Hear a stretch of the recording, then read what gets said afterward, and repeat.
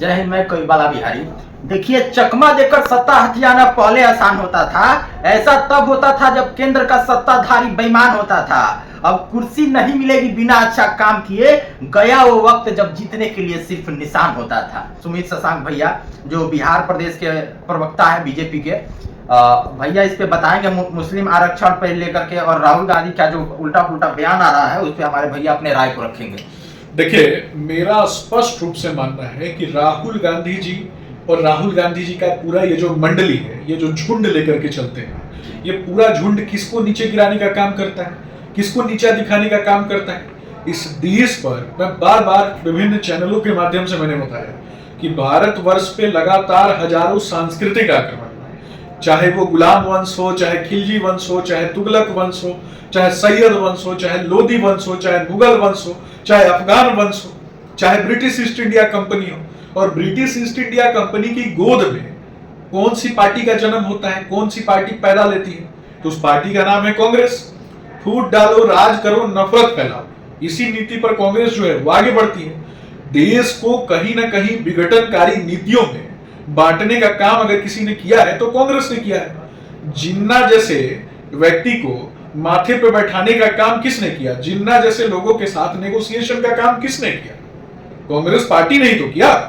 तो भारत मां को जिसने खंडित किया, उसी पार्टी के जो ये फिसड्डी युवराज हैं राहुल गांधी जी, वो किस प्रकार से देश को तोड़ने का काम कर रहे हैं और किस प्रकार से सनातन विरोधी बयान देते हैं, ये भी देखने की बात है। पूरे देश में इंडी अलायंस का जब से फॉर्मेशन हुआ तब से सबने देखा कि चाहे वो पटना की धरती हो, चाहे मुंबई की धरती हो, प्रत्येक जगह पे इन लोगों ने तय किया कि सनातन को नीचा दिखाना है, सनातन को नीचे गिराना है।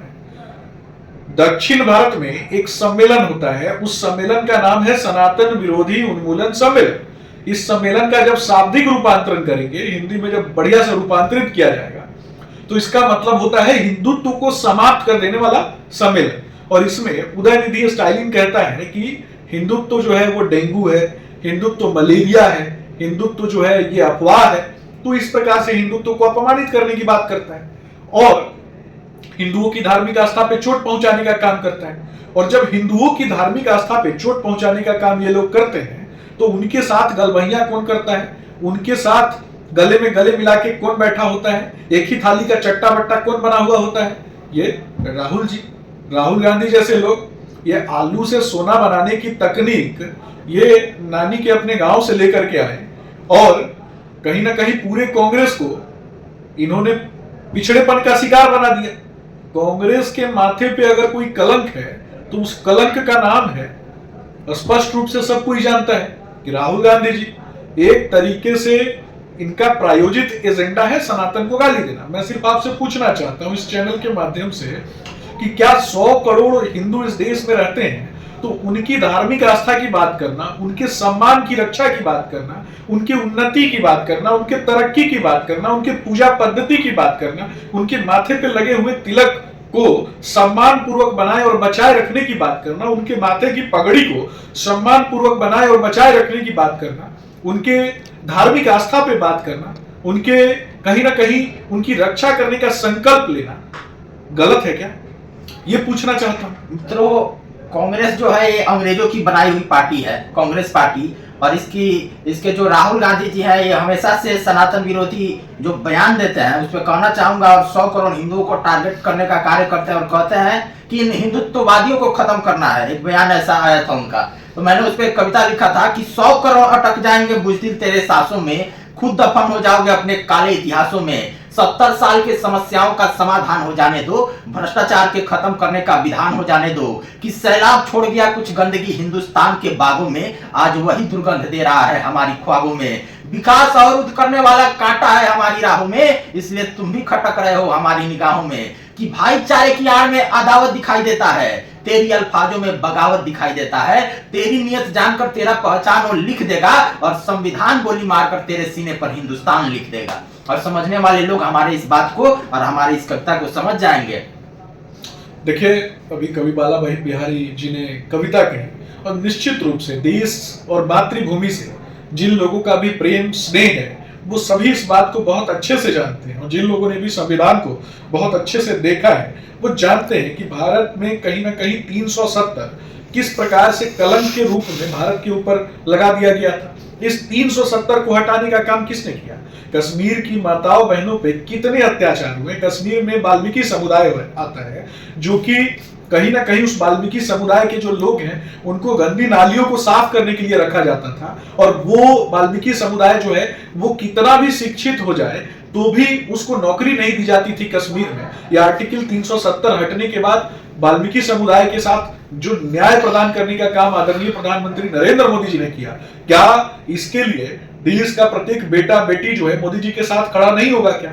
ये जवाब देना पड़ेगा लोगों को। और ये भी समझना है कि कश्मीर में जब तक 370 था तो पाकिस्तान का कोई व्यक्ति अगर कश्मीर की लड़की के साथ शादी करता है तो उसको अधिकार मिलता था, जमीन पर अधिकार मिलता था, उसको घर बनाने का अधिकार मिलता था। लेकिन पंजाब का रहने वाला, बिहार का रहने वाला अगर कोई व्यक्ति कश्मीर की लड़की के साथ शादी करता था तो उस लड़की के अधिकार छीन लिए जाते थे। तो इस पर कहीं ना कहीं इन लोगों को जवाब देना चाहिए, और निश्चित रूप से मेरा स्पष्ट रूप से मानना है, मैं अपनी बातों को समाप्त करूंगा कि स्पष्ट रूप से मानना है कि देश की एकजुटता, तरक्की, उन्नति और उत्थान के लिए, गरीबों के सम्मान के लिए, उनके स्वाभिमान के लिए और भारत के मान के लिए अगर कोई सबसे ज्यादा वचनबद्धता के साथ आगे बढ़ रहा है तो वो देश के यशस्वी प्रधानमंत्री हैं। और मैं कहना चाहूंगा कि भारत मां अपने हाथों में यूं ही जय ध्वज थामे रखना, तुझ पर न्यौछावर होने को सीना ताने तैयार, यहां कितनी ही तेरी गोदी में है भगत सिंह आजाद अभी, भारत मां अपना दिल ना दुखा, जिंदा है तेरे लाल अभी। तो भाइयों, कहना यही चाहता हूँ कि ये जो राहुल गांधी जी हैं ये एक अंग्रेजी माँ के कोख से पैदा हुए लड़के हैं, और इनका मानसिकता हमेशा से अंग्रेजी और मुगलिया ताकतों को बढ़ाने के लिए रहता है। इसलिए तो इनको देश के माननीय यशस्वी प्रधानमंत्री जी से इतना चिढ़ है कि एक हिंदुस्तानी माँ का बेटा जो एक गरीब परिवार से निकल करके विश्व के सबसे बड़े लोकतांत्रिक देश में भारत के उन्नति, एकता, अखंडता के लिए दिन रात मेहनत करता है, आज तक एक दिन भी छुट्टी नहीं लिया, और हिंदुत्व के लिए, देश हित में और उन लोगों के लिए कार्य करता है जो लोग हिंदू धर्म से भी अलग है, और सबके साथ और सबके विश्वास को लेकर के।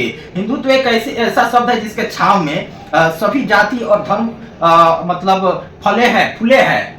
हिंदुओं के बीच में रहने वाले लोगों को कभी कोई दिक्कत नहीं हुआ है। तो ऐसे लोगों को हमारे प्रधानमंत्री जी एक नारा दिए कि सबके साथ और सबके विकास की बात करते हैं। तो ऐसे प्रधानमंत्री को, ऐसे उनकी नीतियों को ये लोग हमेशा से नकारने का कार्य किया है और देश में तुष्टीकरण फैलाने का काम किया है। बहुत बहुत धन्यवाद। मोदी सूरज है, सूरज का सौदा ना करो, कि मोदी सूरज है, सूरज का सौदा ना करो, दूर से देखो वरना जल जाओगे, छूने का तमन्ना ना करो। बहुत बहुत धन्यवाद।